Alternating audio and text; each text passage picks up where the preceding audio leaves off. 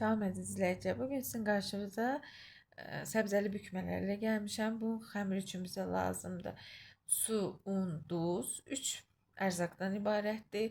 Xəmiri yoğurduq, qoyuruq biraz istirahətə. İstəsəz hazır lavaşlardan da və ya börək xəmirindən də istifadə edə bilərsiniz. Amma mən İranda çətin olur mənə tapmaq üçün. Onun üçün də həmişə özüm xəmir eləyirəm. Və bir sarımsaq, bir diş sarımsaq, bir soğan, 2 kartof lazımdır mənə. Bunun üçün də siz hazırladığınız miqdara uyğun olaraq içliyini artırıb azalda bilərsiniz. Xırda-xırda doğradığımız soğanla sarımsağı yağda biraz qovururuq, toğluyuruq, nərəm demiş.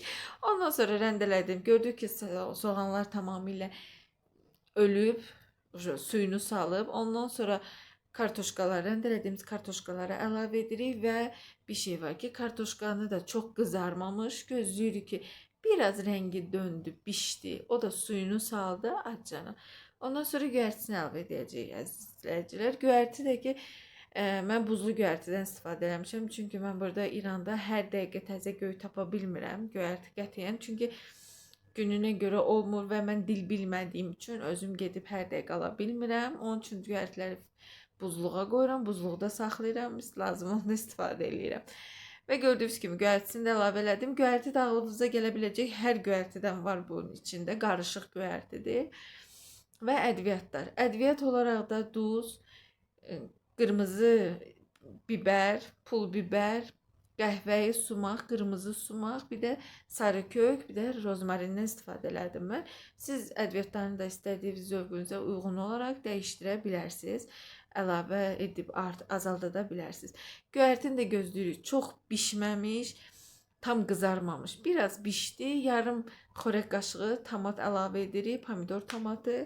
Əgər acılı sevsəz, biber tomat da istifadə edə bilərsiniz. Və mən biraz turşuluğu biraz da artsın deyə zerincdən də istifadə elədim. Nar mövsümündə nar da çox qəşəng yaraşır bu bükmələrə.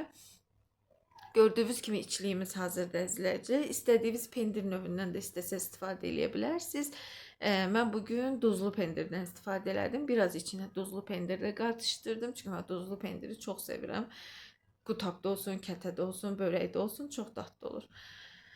Və gördüyünüz kimi izləyicilərimiz, içliyimiz hazırdır. Bu içliyi də xəmirlərimizin, lavaşlarımızın arasına qoyub bükəcəyik. Gördüyünüz kimi xəmirləri balaca-balaca kündələr eləmişik.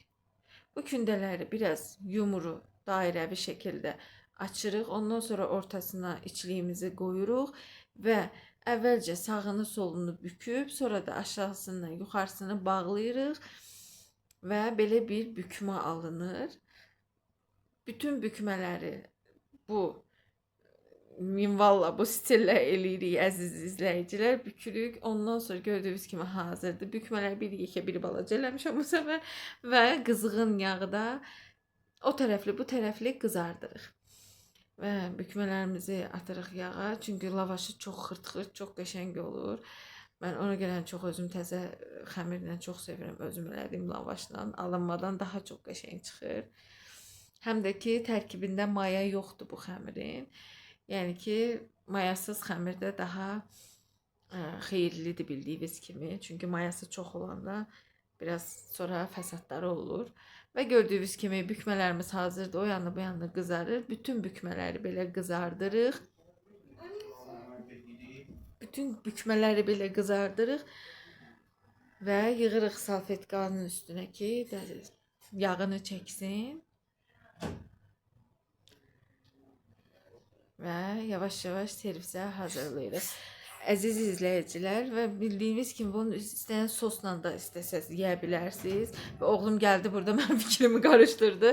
İstədiyiniz soslarla da yeyə bilərsiniz. Mən bunun yanına qatıq, bir də üyüdülmüş, pudra olunmuş kəklik otunun, burada İranda ona avişən deyirlər. O qatığa çox qəşəng yaraşır.